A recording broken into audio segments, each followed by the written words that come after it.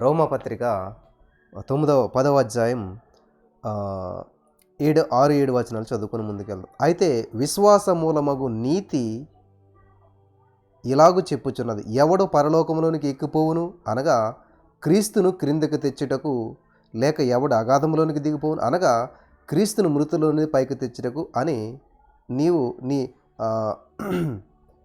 తెచ్చుటకు అని నీవు నీ హృదయంలో అనుకొనవద్దు. అదేమని చెప్పుచున్నది, వాక్యము నీ యొద్దను నీ నోటను నీ హృదయంలోనూ ఉన్నది, అది మేము ప్రకటించి విశ్వాస వాక్యమే. అదేమనగా యేసు ప్రభువుని నీ నోటితో ఒప్పుకొని దేవుడు మృతులలో నుండి ఆయనను లేపినని నీ హృదయమందు విశ్వసించిన ఎడల నీవు రక్షించబడదు. ఏలైనగా నీతి కలిగినట్లు మనుషుడు హృదయంలో విశ్వసించును, రక్షణ కలిగినట్లు నోటితో ఒప్పుకొనును. ఏమనగా ఆయన యందు విశ్వాసముంచు వాడెవడను సిగ్గుపడడని లేఖనము చెప్పుచున్నది. యూదుడని గ్రీసు దేశుడని భేదం లేదు, ఒక్క ప్రభువే అందరికీ ప్రభువయండి, తనకు ప్రార్థన చేయవారు అందరి కృప చూపుటకు ఐశ్వర్యవంతుడై ఉన్నాడు. హల్లెలూయా, స్తోత్రం దేవా. ఈరోజు యొక్క వాక్యపు ధ్యానంలో మమ్మల్ని అందరినీ బలపరిచి విత్తబడిచిన వాక్యం వ్యర్థం కాకుండా ప్రతిరోజు నాటబడి ఫలింపచేయమని యేసు నామములో ప్రార్థించిన మేము పొందుకున్నాం తండ్రి, ఆమేన్. ఇక్కడ హృదయంలో విశ్వసించాలంట, నోటితో ఒప్పుకోవాలంట. నేను అనుకున్నానండి మనసులో, ఎక్కడ జరుగుతుంది? నువ్వు పలికితే కానీ పనిచేయడు. దేవుడు వెలుగు కలుగుగా కానీ పలికితే కానీ కలగలేదంట. అక్కడ అనుకున్నాడు మనసులో, అవ్విందా? ఇదే చాలామంది జీవితంలో. నేను అనుకుంటున్నాను బ్రదర్, అలాగని నువ్వు అనుకుంటే ఎక్కడ సెట్ అవుతుంది? పలకాలి కదా, మాట్లాడాలి కదా, చెప్పాలి కదా. కాబట్టి ఈరోజు నీ చాలామంది జీవితాల్లో సమస్యలాగానే ఏలుబడి చేయటానికి కారణం ఏంటంటే, నాకు తెలుసు నేను అనుకుంటున్నాను ఇలాగని, కానీ అమలు చేయట్లేదు. అనుకుంటాం వల్ల ఏ విధమైనటువంటి ఫలితం ఉండదు. అనుభవించాలంటే అనుకుంటే సరిపోదు, అమలు చేయాలన్నమాట. అనుభవించాలంటే పలకాలి. కాబట్టి జీవ మరణాలు నాలుక వశం. అంటే నాలుక వశం అంటే నాలుక కాదు, మాట్లాడాలి, నోటిలో నుంచి మాట రావాలి. జీవ మరణాలు నాలుక వశం అంటే ఈ నాలుక మీద ఉంటాయా? కాబట్టి మన నోటిని ఉపయోగించాలి, మాట్లాడాలి. కాబట్టి ఎవరైతే మాట్లాడుతూ నేర్చుకుంటారో, ఎలాగా? నోరు మంచిదైతే ఊరు మంచిది. మనం చెప్తారు కదా, నోరు మంచిదైతే ఊరు మంచిది. నోరు మంచిది ఊరు మంచిది ఏంటి అంటే, నీ మాట మంచిదైతే, నువ్వు మాట్లాడే విధానం మంచిదైనట్లయితే, నువ్వు మాట్లాడేటువంటి మాటలో సత్యం ఉన్నట్లయితే, నువ్వు మాట్లాడేటువంటి మాటల్లో నిజాయితీ ఉన్నట్లయితే ఊరంతా నీకు మంచిగా ఉంటుంది. హల్లెలూయా. ఈరోజున అనేక మంది యొక్క వాక్యపు వెలుగులో బలపరచబడతా కారణం ఏంటి? ఎస్, ఈయన చెప్పేది సత్యం ఉన్నది, ఈయన చెప్పేది వాక్యానుసారమే అన్న అనేక వాక్యాలు మేము విన్నాం. కానీ ఈ వాక్యం విన్న తర్వాత ఎస్, ఇది కదా సత్యం, మా ప్రార్థన విధానం మార్చుకున్నాం. ఎందుకని మార్చుకుంటారు? గమనించాలి, ఎందుకని మార్చుకుంటారు? అంతవరకు అలా వెళ్ళారు, లేదు ఇది కదా సత్యం, ఇది కదా కరెక్టు, సత్యం మిమ్మల్ని స్వతంత్రంగా చేస్తుంది. ఎందుకని ఇంతకాలం బంధకాల్లో ఉన్నాం మనం? ఎందుకని ఇంతకాలం సమస్యలు ఉన్నాం అంటే సత్యం తెలియక. వింటున్నారా? మీరు బంధకాల్లో ఉండటానికి కారణం ఏంటంటే సత్యం తెలియకపోవటం వల్ల. ఏనుగుని అతను పెంచుతూ ఉన్నాడంట, చాలా జాగ్రత్తగా ఉండాలి. ఏనుగుని పెంచుతూ ఉన్నాడంట ఒక అతను. చిన్న ఏనుగు పిల్ల, చిన్న చైన్ కొన్నాడు, దాన్ని వేసి కట్టాడు. కొన్ని సంవత్సరాల తర్వాత ఏమైంది? ఏనుగు పెద్దగా అయిపోయింది, కానీ చైన్ మాత్రం మార్చలేదు ఈయన. అదే చిన్న చైన్తో కట్టాడంట. అదేం చేసిందంటే, చిన్నతనంలో ఉండగా ఆ ఏనుగు ఆ చైన్ తెంపుకోవడానికి ప్రయత్నించింది. కానీ చిన్న ఏనుగు కదా, ఆ గొలుసుని తెంపలేకపోయిందంట. చాలా కాలం ప్రయత్నించింది, ఇంకా దానికి డిసైడ్మెంట్ వచ్చేసింది, ఇంకా నేను ఈ యొక్క చైన్ తెంపలేను, కాబట్టి ఈ చైన్ ఉన్నంత పరిధిలోనే నేను తిరగాలి, ఇక్కడే ఉండాలి, ఇదే అని చెప్పి డిసైడ్ అయిపోయిందంట ఆ ఏనుగు. రోజులు గడిచాయి, సంవత్సరాలు గడిచాయి, పెద్ద ఏనుగు అయిపోయింది. ఇంకా లైఫ్లో మళ్ళీ ఇప్పుడు ట్రై చేయలేదు. అది మళ్ళీ ఇప్పుడు ట్రై చేయలేదు. ఎందుకంటే ఇంకా నేను దీన్ని తెంపలేను అనుకుంది. కానీ వాస్తవం ఏంటి, సత్యం ఏంటంటే, అది బంధకాల్లో ఉండటానికి చైన్ కాదు కారణం. అది ఆ బంధించబడి ఉండటానికి కారణం చైన్ కాదు. మరి ఏంటంటారు? Lack of knowledge. సత్యం తెలియదు దానికి. సత్యం ఏంటి? ఇప్పుడు దానికి ఉన్న బలానికి కాలు ఇలాగందంటే చైన్ తెగిపోతుంది. అంత బలంగా అంత పెద్దగా తయారైపోయింది, అది ఎదిగింది, మెచ్యూరిటీ లెవెల్ వచ్చింది, జ్ఞానం వచ్చింది, బలం వచ్చింది, అన్నీ వచ్చాయి. పొరపాటుని కొంచెం ఇలాగన్నా కాలు చైన్ తెగిపోతుంది, ఈజీగా వెళ్ళిపోతుంది. కానీ ఆ సత్యం దానికి తెలియకపోవడం వల్ల, ఆ యొక్క సూత్రం దానికి తెలియకపోవడం వల్ల ఏమవుతుందంటే, అది వింటున్నారా? ఏమవుతుంది? బంధకాలు ఉండిపోతుంది, బంధించబడి ఉండిపోతుంది. హల్లెలూయా. వింటున్నారా? అలా బంధకాల్లో నిండిపోతుందంటే చిన్న చైనే పుట్టినప్పుడు వేసిన చైన్ తోటే సచ్చిదాకాలం ఉండిపోతుంది. కారణం ఏంటంటే సత్యం తెలియలేదు దానికి. సత్యం ఏంటి? ఇది కాలుతోటి ఎలాగంటే దీని బలం ఉందా, చైన్ ఏమాత్రం పనిచేయదు. ఈజీగా దాన్ని తెంపుకుని రాగల సామర్థ్యం దీనికి ఉన్నది. కానీ ఆ సత్యం దీనికి తెలియకపోవడం వల్ల బంధకాలు ఉండిపోయింది.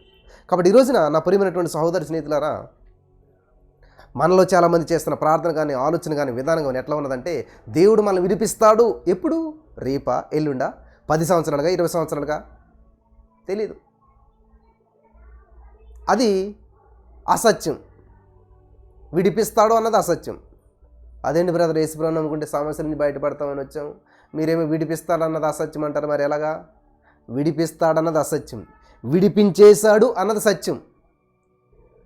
స్వస్థపరుస్తాడు అన్నది అసత్యం, స్వస్థపరిచేశాడు అన్నది సత్యం. అంటే వాక్యం చెప్పాడు కదా, యేసు నేనే మార్గం సత్యం జీవమన్నాడు. వాక్యమే దేవుడైనాడు. వాక్యం సెలవిస్తుంది, యేసయ్య పొందిన దెబ్బల ద్వారా మీరు స్వస్థత పొందుతారు అన్నదే కాదు ఇక్కడ. పొందేశారు అన్నది ఉన్నది బైబిల్లో. మరి ఇప్పుడు ఏం చేయాలి? దేవుడు స్వస్థపరుస్తాడు అని లేదు ఇక్కడ, దేవుడు స్వస్థపరిచేశాడు అని ఉంది ఇక్కడ. హల్లెలూయా. సో ఎప్పుడైతే సత్యం తెలిసిందో, ఎస్ నా యేసయ్య నాకు స్వస్థత ఇచ్చేశాడు, నా ప్రతి రోగానికి వెల చెల్లించేశాడు, నేను అనుభవిస్తున్న ప్రతి సమస్యకు ఆయన వెల చెల్లించేశాడు, ధర్మశాస్త్ర సంబంధమైన ప్రతి శాపము అనగా ఆర్థిక సమస్యలు, పేదరికము, ఒంటరితనము, మానసిక ఒత్తులు, నిరుద్యోగం, ఇటువంటి బంధకాలన్నింటికి ఆయన ఇప్పుడు వెల చెల్లించి నన్ను విమోచించి విడిపించేశాడు. ఇది సత్యం. ఆ సత్యము తెలిసిన తర్వాత మీరు స్వతంత్రులు అయిపోతారు. మరి మాకు సత్యం తెలుసండి, మేము పలుకుతున్నాం ఆ రోజును, కానీ ఎందుకని? ఎస్ హెడ్ నాలెడ్జ్ వేరు. నువ్వేం చేస్తున్నావు? ఇది ఎస్ వర్డ్ రాస్తుంది తెలుసు, కానీ అనుభవించట్లేదు, అది అనుభూర్వకంగా చూడలేదు అనమాట.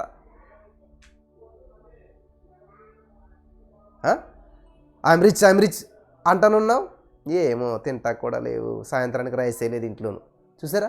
పలికిందేమో ఐఎమ్ రిచ్ అంటున్నావు. రేపేంటో పరిస్థితి, రేపు ఎలా వస్తుంది ఏంటో. చూసారా? ఇక్కడ దీన్ని బట్టి మనం అర్థం చేసుకోవాల్సినటువంటి విషయం ఏంటంటే, నా ప్రియమైనటువంటి సహోదరి స్నేహితులారా, దేవుని యొక్క కృపలో మనం వర్ధిల్లుతూ ఉన్నాము అంటే నువ్వేది పలుకుతున్నావో చూడగలగాలి. అబ్రహామా చూడు, ఎంతవరకు చూస్తే అంతవరకు నీదన్నాడు. కాబట్టి నువ్వు పలికెత్తే సరిపోదు, చూడాలంటాను. ఎక్కడి నుంచి? ఇలా కళ్ళు తెరిచి కాదు, ఆత్మలోకంలో చూడాలంట. నువ్వు అనారోగ్యంగా ఉన్నటువంటి వ్యక్తివి, నీ బిడ్డ లేవటలేదు, నడవటలేదు, నీ బిడ్డకున్న సమస్య ఉంది, నీ బిడ్డ మాట్లాడడు, నీ బిడ్డ చూడడు, నీ బిడ్డ నడవడు, అది వాస్తవం, సత్యం, నిజమే. కానీ ఆత్మలోకంలో నువ్వు ఎంతవరకు చూడాలి? ఏ బిడ్డ అయితే చదవడో ఫెయిల్ అయిపోతాడు అనుకున్న బిడ్డ ఉన్నాడు నీకు, వాడు మంచిగా చదువుతున్నట్టు చూడగలగాలి, వాడు మంచిగా మాట్లాడుతున్నట్టుగా చూడగలగాలి, వాళ్ళు గొప్పవాళ్ళైనట్టుగా చూడగలగాలి. నీ యొక్క మృతతుల్యమైన వ్యాపారాన్ని మృతులను సజీవులుగా పిలిచే దేవుడు మన దేవుడు కాబట్టి మృతతుల్యమైన వ్యాపారాన్ని దేవుడు ఏం చేస్తున్నాడు? లేపాడు. హల్లెలూయా. ఉన్నతమైన స్థితిలో చూసుకోవాలన్నమాట మనకి వ్యాపారం. కానీ మనం ఏం చేస్తాం? ఏది ఉందో అదే పలుకుతాం. అస్సలు వ్యాపారం లేదండి, అస్సలు ఇబ్బందులో ఉన్నామండి, అస్సలు సమస్యలో ఉన్నామండి, అస్సలు బాధలో ఉన్నాండి. ఎస్, మీరు చెప్పేదంతా వాస్తవమే, కానీ మీరు ఉన్నది అది. ఒక మాట చెప్పనే ఉన్నాను, గతంలో ఉన్న దగ్గర నేను ఇప్పుడు లేను. అర్థమవుతుందా? గతంలో గుడిసెలో ఉన్నాం, మేము వర్షంలో తడిసాం, కానీ ఇప్పుడు అక్కడ లేము, మంచి బిల్డింగ్ కట్టుకున్నాం. కానీ ఇప్పుడున్న స్థితిలో రేపు ఉండం, భవిష్యత్తులో ఉండం. హల్లెలూయా. గతంలో ఆకలికి బాధపడేవాడు, కానీ ఇప్పుడు సమృద్ధిలో ఉన్నాం. ఇప్పుడు ఉన్న స్థితిలో మళ్ళీ రేపు ఉండం. అర్థమవుతుందా? గతంలో ఉన్న స్థితిలో ఇప్పుడు లేము, ఇప్పుడున్న స్థితిలో భవిష్యత్తులో ఉండం. అంటే దీన్ని బట్టి మీరు అర్థం చేసుకోవాల్సింది ఏంటంటే, బోర్డు స్కూల్లో ఉన్నటువంటి వారు కొంతకాలంగా హై స్కూల్లోకి వెళ్ళిపోతారు, హై స్కూల్లో ఉన్నటువంటి వారు కొంతకాలం కాలేజీలోకి వెళ్ళిపోతారు. అంటే ఏమవుతుంది? స్టేజ్ పెరుగుతూ వస్తుంది. కాబట్టి ఈరోజు మీరు అప్పుల్లో ఉన్నారు, సమస్యల్లో ఉన్నారు, ఓకే, ప్రజెంట్ ఓకే, కానీ భవిష్యత్తులో మీరు ఇక్కడ ఉండరు, ఉండకూడదు.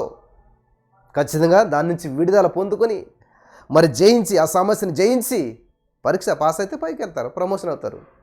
అంతే కదా, పరీక్ష పాస్ అయినందుకు ప్రమోషన్ వస్తుంది. కాబట్టి ఈ సమస్యల నుంచి నేను జయిస్తూ ఉన్నాను. ఎలాగా? నన్ను బలపరచు అని యందు నేను సమస్తము చేయగలను. All things are possible with God, దేవునితో. కాబట్టి దేవుడు నాతో కలిసి పనిచేస్తున్నాడు. నేను సమస్తం సాధిస్తాను, నేను జయిస్తాను, నేను బయటపడుతున్నాను. In the name of Jesus. ఆత్మలోకంలో అయిపోయింది ఆల్రెడీ. ఆత్మలోకంలో నా అప్పులన్నీ దేవుడు తీర్పించేశాడు. ఆత్మలోకంలో నా అప్పులకి ఆల్రెడీ వెల చెల్లించేశాడు. ఆత్మలోకంలో నా వివాహం జరగకుండా ఉండటానికి ఉన్న సమస్యకు అడ్డుని తొలగించేశాడు. ఆత్మలోకంలో నా నిరుద్యోగ సమస్యకి వేసే వెల చెల్లించేశాడు. నేను ఏదైతే సమస్యగా భావిస్తూ ఉన్నాను ఈరోజు, వాటన్నిటికీ నా వేసే వెల చెల్లించేశాడు, విడిపించేశాడు. మరి అది భౌతికంగా ఎప్పుడు మనం స్వతంత్రించుకుంటాం అంటే, నువ్వు ఒక ఇల్లు కట్టేటప్పుడు ఏం చేస్తావు? ఒక ఇంజనీర్ని పిలుస్తావు. ఆ ఇంజనీర్ ఏం చేస్తాడు? నీకు ఒక పెన్ పేపర్ తీసుకుని ఇట్లా గీసి ఇది బెడ్రూము, ఇది హాలు, ఇది కిచెను, ఇది చిల్డ్రన్ బెడ్రూము, ఇవన్నీ పెట్టి ఇస్తాడు నీకు. చూసిన తర్వాత ఏం చేస్తావు? వావ్, సూపర్గా ఉంది ఇల్లు. ఏంటది? సూపర్గా ఉంది బొమ్మ, సూపర్గా ఉన్న గీతలు.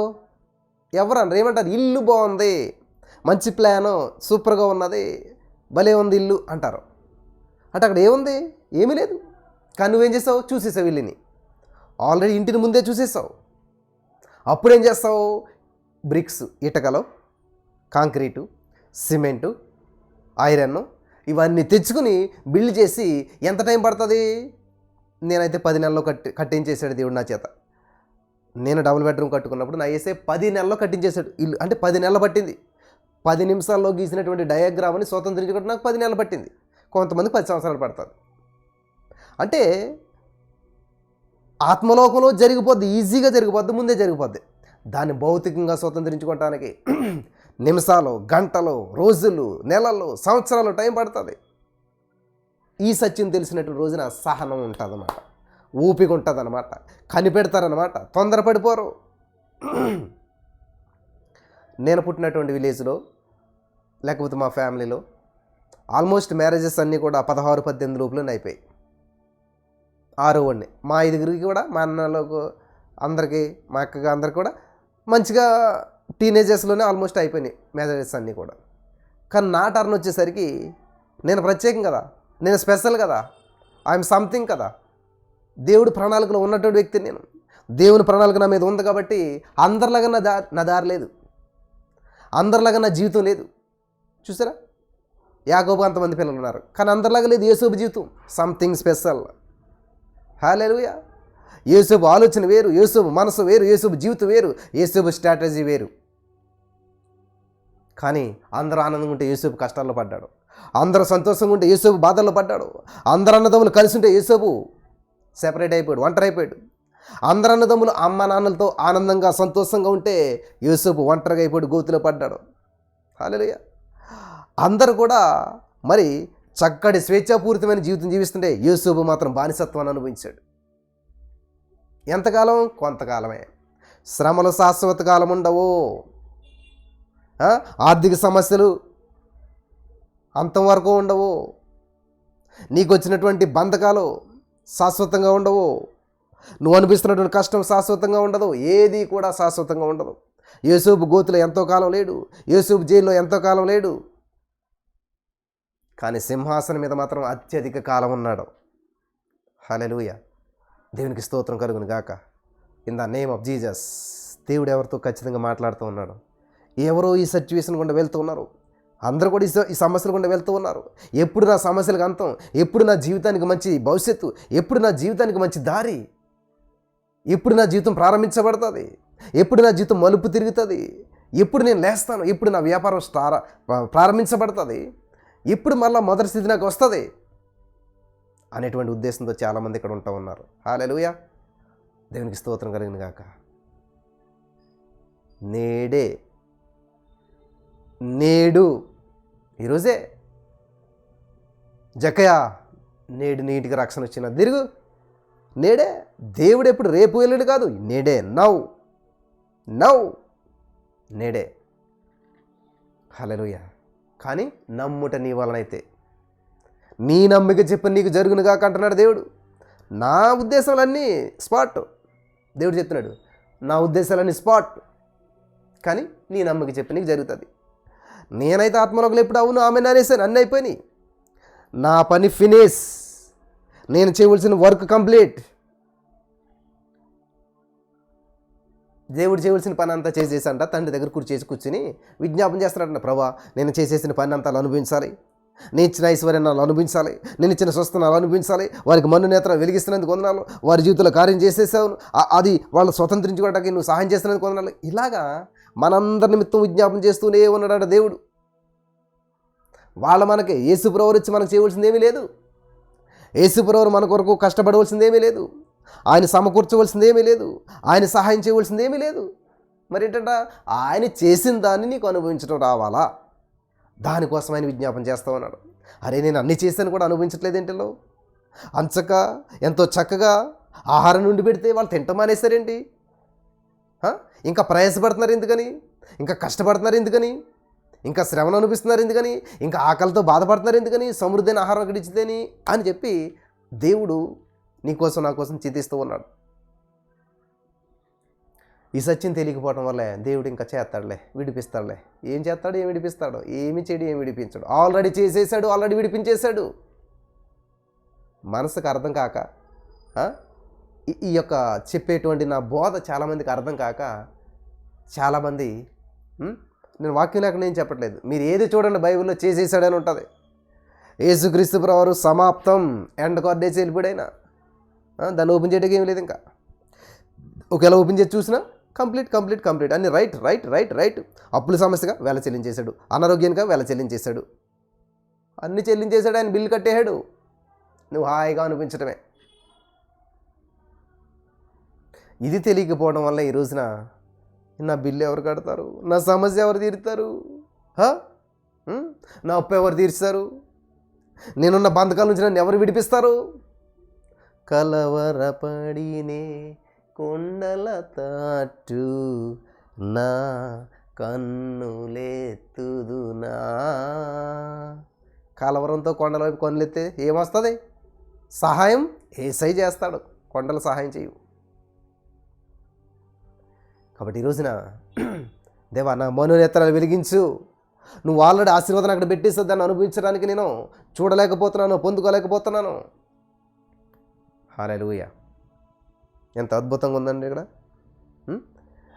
హృదయంలో విశ్వసించును, రక్షణ కలిగిన నోటితో ఒప్పుకొనును, ఆయన యందు విశ్వాసం ఉంచి వాడెవడను సిగ్గుపడడని లేఖనం చెప్పుతుంది. అబ్బా బ్రదర్, ఎంత సిగ్గేస్తుందో బ్రదర్, అప్పులలో వచ్చి అడుగుతుంటేని.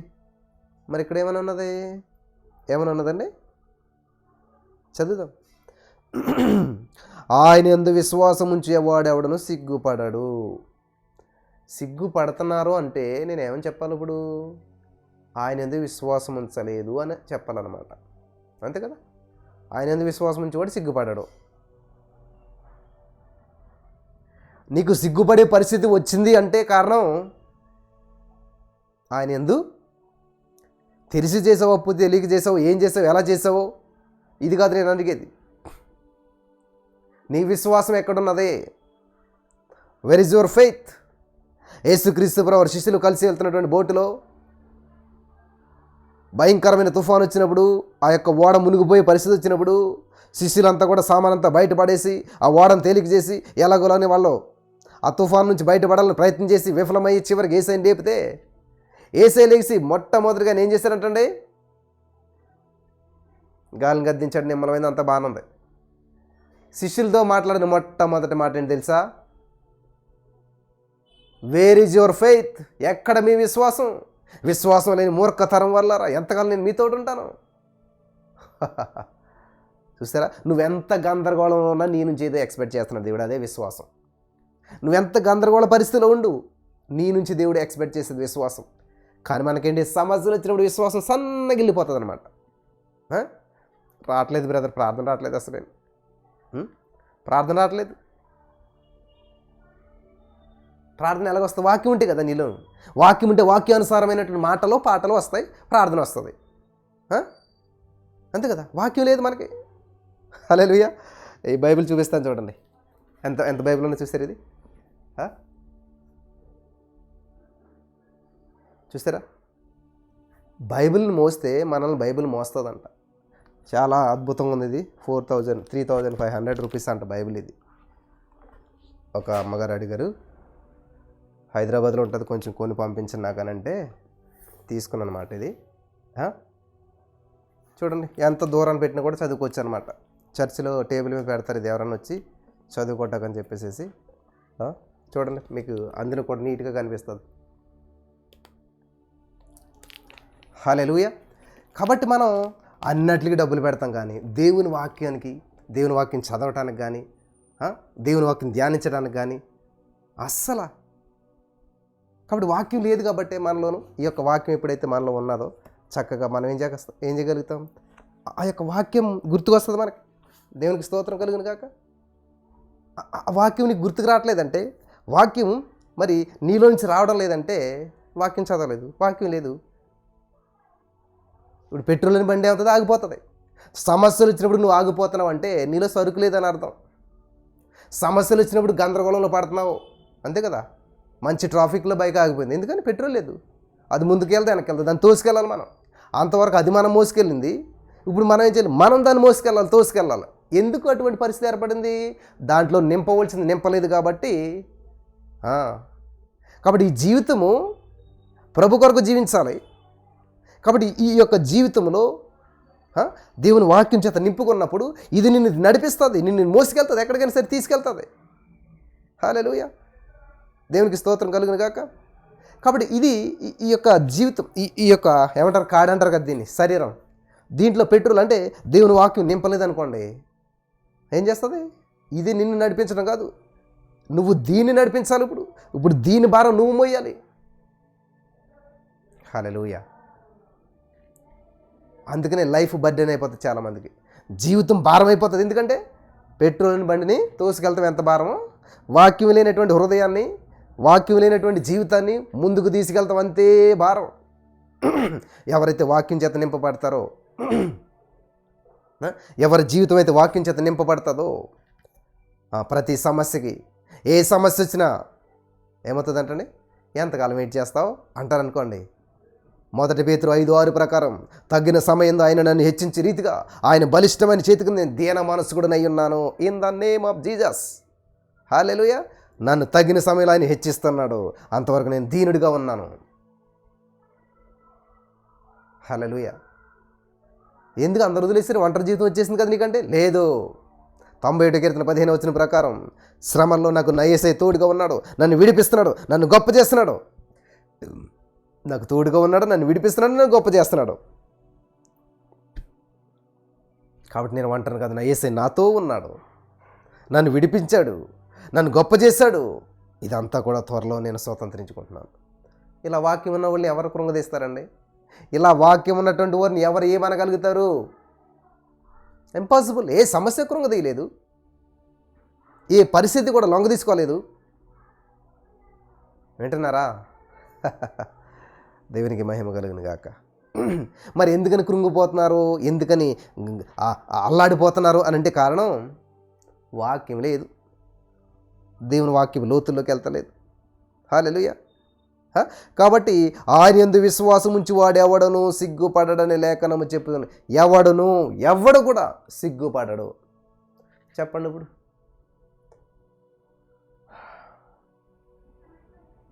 చెప్పాలి ఏమని?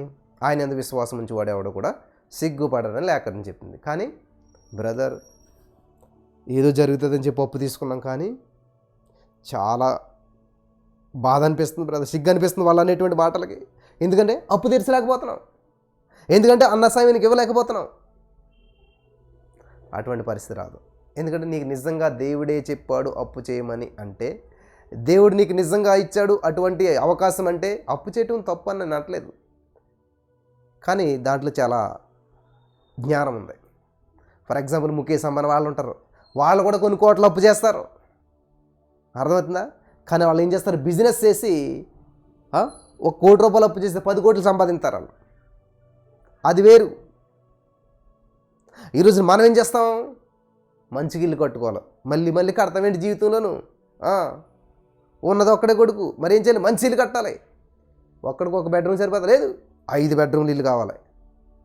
నీ దగ్గర ఉన్నది 10 లక్షలు, దానికి 40 లక్షలు అప్పు చేసావు, 50 లక్షలది ఇల్లు కట్టావు. ఓపెనింగ్ అయిన రోజు నుంచి చుట్టూ ఈగల్లాగా ఆళ్తారు వచ్చి, నా డబ్బులే ఎక్కడి నుంచి తెచ్చిస్తావు? ఆలోచన లేదు నీకు. ఎక్కడి నుంచి తెచ్చిస్తావు తెలీదు. కట్టాలి కాబట్టి కట్టేసావు ఇల్లు. అప్పుడు ఏం చేస్తావు? 50 లక్షలు ఇల్లు కాస్త ఎంతకు అమ్మేస్తావు? 20 లక్షలకు 30 లక్షలు అమ్మేస్తావు. అప్పుడు ఏమైంది? సగం మంది అప్పులు తీర్చావు, ఇంకా సగం అప్పులు ఉండిపోయి వడ్డీలు పెరిగిపోయి అటు ఏమైంది? ఉన్నది కాస్త పోయింది, ఊహించని రీతిలో అప్పులో చిక్కుకొని పోయావు. అందరిది ఇదే లైఫ్ కదా. అదే నీ దగ్గర 10 లక్షలే ఉన్నది, 10 లక్షల్లో అయ్యేటువంటి ఇల్లే కట్టుకో, 8 లక్షలు అయ్యేటువంటి ఇల్లే కట్టుకో, హాయిగా ఉండు, హ్యాపీ, ఏ అప్పు లేదు, ఏ సమస్య లేదు. కానీ అది చేయట్లేదు మనిషి. ఇప్పుడు ఏం చేస్తున్నాడంటే మళ్ళీ మళ్ళీ చేస్తామేంటి మనం, మళ్ళీ మళ్ళీ కడతామేంటి మనం, మళ్ళీ మళ్ళీ వస్తుందేంటి మనకి అని చెప్పేటువంటి ఉద్దేశాలతోటే ఈ రోజున చాలామంది ఏం చేస్తామన్నారు తెలుసా? స్థాయికి మించి, నీ యొక్క అర్హతకు మించి ముందుకెళ్ళిపోతూ ఉన్నారు. అందుకనే ఈ రోజున స్వతంత్రించుకోలేకపోతున్నారు. హల్లెలూయా. కాబట్టి నా ప్రియమైనటువంటి సహోదరి స్నేహితులారా, తెలుసు నీకున్న జ్ఞానం, నీ జ్ఞాపశక్తి, నీ జ్ఞానం నీకు తెలుసు. నీకు చిన్న ఉద్యోగం ఏదో కరెక్ట్, కానీ నేను ఐఏఎస్ అవుతాను అని 60 సంవత్సరాలు బట్టి చదువుతానే కూర్చుంటావు, ఏది కాకుండా పోతావు.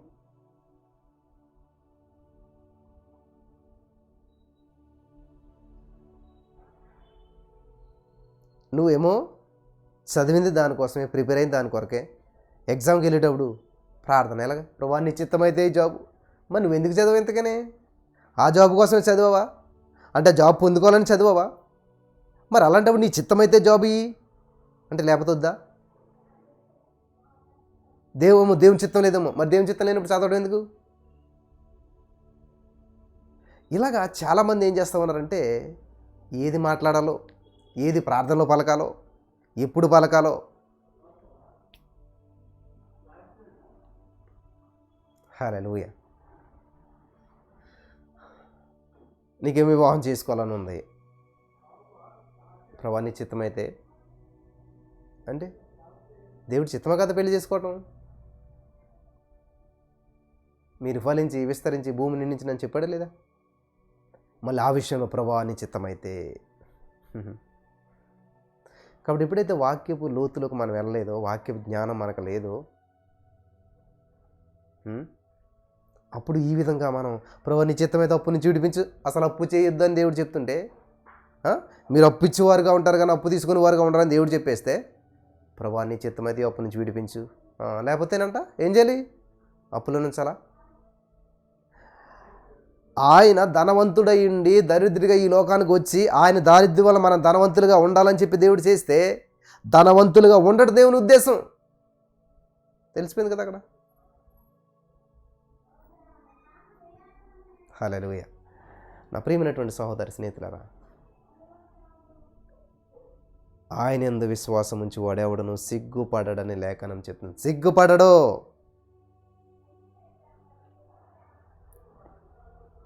సిగ్గుపడం. నా జీవితంలో ఎన్నో ప్రతికూల పరిస్థితులు ఎదురవుతుంటుంటాయి, ఊహించిన కార్యాలు వచ్చి పడుతుంటుంటాయి, కానీ నేను ఎప్పుడు సిగ్గుపడలేదు తెలుసా? నన్ను సిగ్గుపరచాలని చూసిన వారు సిగ్గుపడ్డారేమో కానీ నా జీవితంలో ఏదో చేయాలని చూసిన వాళ్ళు అటువంటి పరిస్థితుల్లోకి వెళ్ళారేమో అని నేను ఎప్పుడు ఏ విషయంలోనూ. ఎందుకంటే ఆయన యందు విశ్వాసం ఉంచేవాడు ఎవడు కూడా సిగ్గుపడడు.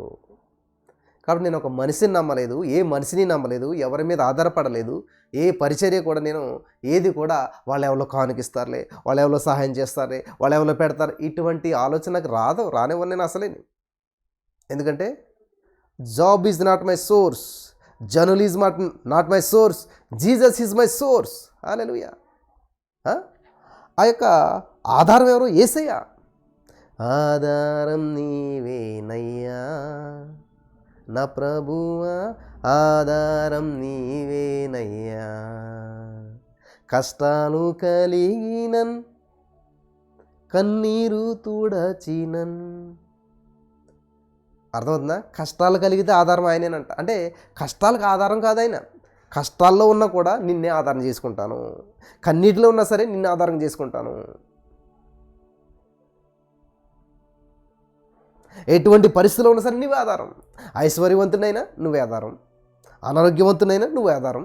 ఏ సమస్యలో ఉన్నా సరే ఏ పరిస్థితిలో ఉన్నా సరే ఆధారం నీవేనయ్యా.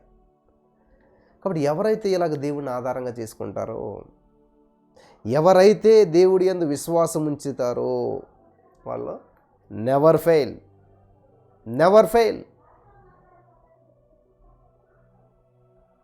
హల్లెలూయా. నన్ను నడిపిస్తున్న దేవుడు నేను నడిపించడా? నేను నమ్మినటువంటి దేవుడు, నువ్వు నమ్మిన దేవుడు ఒక్కరే కదా. కాబట్టి ఎవడో సిగ్గుపడ్డా అంటున్నాడు దేవుడు. నన్ను సిగ్గుపడకుండా చేసిన దేవుడు నేను సిగ్గుపడకుండా చేయలేడా? మరి ఎందుకని నన్ను సిగ్గుపడకుండా చేసిన దేవుడు నేను సిగ్గుపడకుండా చేయట్లేదు ఎందుకని అంటే కారణం నువ్వే. ఇక్కడ ఏమన్నది? ఎవడు ఆయన యందు విశ్వసించునో, విశ్వాసముంచును అంటే లోపం ఎక్కడుందంట? విశ్వాసముంచును అంటున్నాడు దేవుడు ఇక్కడ. నీ నమ్మిక చెప్పి నీకు జరుగును అంటున్నాడు దేవుడు ఇక్కడ. నీ విశ్వాసం చెప్పి నీకు జరుగును అంటున్నాడు ఇక్కడ. అంటే నువ్వేమి నమ్ముతున్నావు? యేసయ్యా నాకు ఇదిగో పలానా వస్తువు లేదు, ఆ వస్తువు ఇచ్చినందుకు వందనాలు, ఇంత name of Jesus I'm believing receiving అని నమ్ముతున్నాను, చూస్తున్నాను, పొందేసుకుంటున్నాను. కానీ నువ్వేం చేస్తున్నావు? ఎస్ థ్యాంక్ యూ జీసస్ ఇచ్చినందుకు వందనాలు అంతే. ఆ ఒక్క మాట పలికిస్తే వదిలేసావు. అది పొందుకునేంతవరకు థ్యాంక్ యూ చెప్పట్లేదు, అది పొందుకునేంతవరకు కృతజ్ఞత చూడట్లేదు, అది పొందుకునేంతవరకు నీ ఆసక్తి అనేటువంటిది లేదు. పలికేసావు, వదిలేస్తావు. ఒక మొక్క నాటి వదిలేస్తే అది ఎప్పటికి బతకదు, చచ్చి ఊరుకుంటుంది. మొక్క నాటిన తర్వాత వేయవలసిన టైంలో ఎరువు వేయాలి, వేయవలసిన టైంలో నీరు వేయాలి, దాన్ని జాగ్రత్తగా చూసుకోవాలి, దాన్ని ఎదిగేంత వరకు ఫలించేంత వరకు చూసుకోవాలి. కాబట్టి ఈరోజున మీ జీవితంలో అద్భుతాలు జరగకపోవడానికి కారణం, దేవుని కార్యాలు రుచి చూడకపోవడానికి కారణం ఇదే, సరైనటువంటి అవగాహన లేకపోవటం. ఏదో పోస్ట్ డబ్బాలో పోస్ట్ కార్డు వేస్తే వెళ్ళిపోతులే, మనకు సంబంధం అన్నట్టు ఊరుకుంటాం మనం. ఈ ప్రేయర్ రిక్వెస్ట్ వాళ్ళకి చెప్పితే అయిపోయింది, వాళ్ళు ప్రార్థన చేసుకుంటారులే. నీ సమస్య నువ్వే సొల్యూషన్ దొరికేంత వరకు పోరాడాలా, ప్రార్థించాలా, దేవుని సందులో కనిపెట్టాలా, దేవుని స్తుతించాలా, దేవునికి వందనాలు చెప్పాలి. నీ సమస్యను ఒకేసారి చెప్పు, కానీ ప్రతిరోజు స్తుతించు, ప్రతిరోజు దేవునికి కృతజ్ఞతలు చెప్పు. ఆ సమస్యను బట్టి విడిపించేసినందుకు వందనాలు దేవని చెప్పి ఆ సమస్య తీరేంత వరకు, జరిగేంత వరకు, అయ్యేంత వరకు. నా పిల్లలు స్కూల్లో చదువుతున్నారు కదా అని చెప్పి ఒక సర్టిఫికేట్కి అప్లై చేయాలని చెప్పి అప్లై చేస్తే దగ్గరగా నవంబర్ 27వ తారీఖున అప్లై చేస్తే ఎన్నిసార్లు వెళ్ళినా రిజెక్ట్ రిజెక్ట్ రిజెక్ట్ అని వస్తుంది. వామ్మో. అప్పుడు ఒక ఐడియా వచ్చింది. ఏంటండి? భూలోక రాజ్యంలో ఇద్దరు ఏకీభవించితే అది భూలోక రాజ్యంలో బంధించబడితే పరలోక రాజ్యంలో బంధించబడతంట. ఓహో, భూలోక రాజ్యంలో ఇద్దరు ఏకీభవించి పరలోకమందు దేని విడుదల చేస్తారో అది భూలోకమందు విడుదల అవుతుందంట. వండర్ఫుల్ వర్డ్, దేవుని వాక్యం దొరికేసింది. వెంటనే ఏం చేస్తాం? నా భార్య నేను కలిసాం, చెయ్య పట్టుకున్నాం. In the name of Jesus. ఆ సర్టిఫికెట్ ఏదైతే ఉందో, ఏ ఎంఆర్ఓ గారు అయితే దాన్ని రిజెక్ట్ చేస్తున్నాడో, సంతకాలు పెడతలేదు, ఏ ఆర్ఐ గారు అయితే దాన్ని మరి ఏదో లోపం చూపిస్తున్నాడో, in the name of Jesus అది మేము పరలోక రాజ్యంలో విడుదల చేస్తున్నాం. ఇద్దరు భూలోకమంది ఏకీభవించి అది పరలోకమంది ఏదైతే విడుదల చేస్తారో అది భూలోకమంది విడుదల అవుతుంది. In the name of Jesus. యేసు నామములో మేము ఏకీభవిస్తున్నాం, మీ ఇద్దరం కలుస్తున్నాం, పలుకుతున్నాం, ఆ యొక్క సర్టిఫికెట్ని విడుదల చేసినందుకు వందనాలు అని చెప్పేసి వెళ్ళి చూశాను. వచ్చేసిందని మీరు అనుకుంటారు, రాలేదు. మీ సేవకులు చూస్తే రిజెక్టెడ్ అని వచ్చింది. రిజెక్ట్.